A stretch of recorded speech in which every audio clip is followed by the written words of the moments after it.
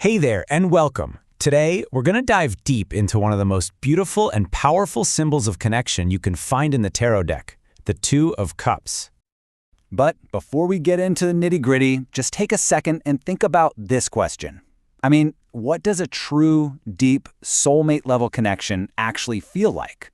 You know that feeling of perfect harmony, of being totally seen? Well, that exact energy is what we're going to explore today. So what is the Two of Cups, really?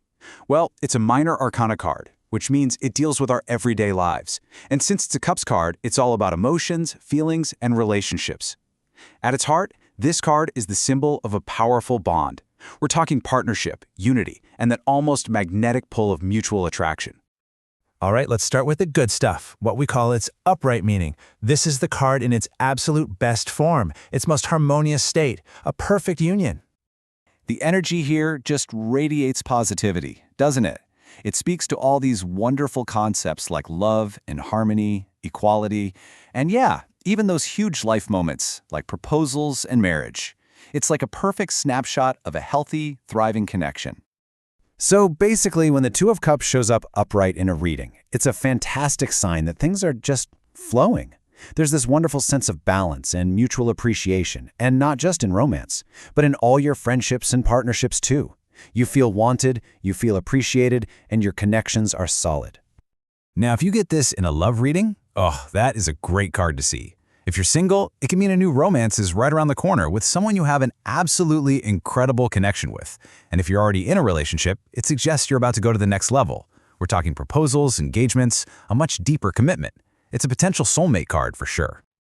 And you know, this beautiful, harmonious energy isn't just about love. It spills over into everything.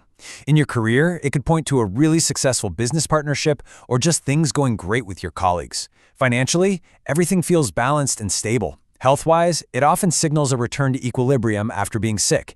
And spiritually, you feel totally plugged in. It's all about that perfect balance everywhere. But, well, we all know that perfect harmony can't last forever. So, what happens when that beautiful, balanced connection starts to crack? This is what's so telling. You can literally see how the card's entire energy just flips on its head. When it's reversed, that beautiful harmony sours into disharmony. That sense of equality becomes inequality, and the bond itself starts to fray, turning into disconnection. It's the same energy, just thrown completely out of whack. And that brings us to the reversed meaning of the card, the broken connection. The vibe here gets a lot more cautious, a lot more challenging.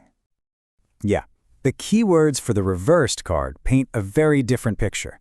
Now we're talking about arguments and breakups, imbalance and incompatibility. And at its most extreme, it can even hint at much more serious issues like one person dominating another in a relationship. In a love reading, this is a really tough one to see.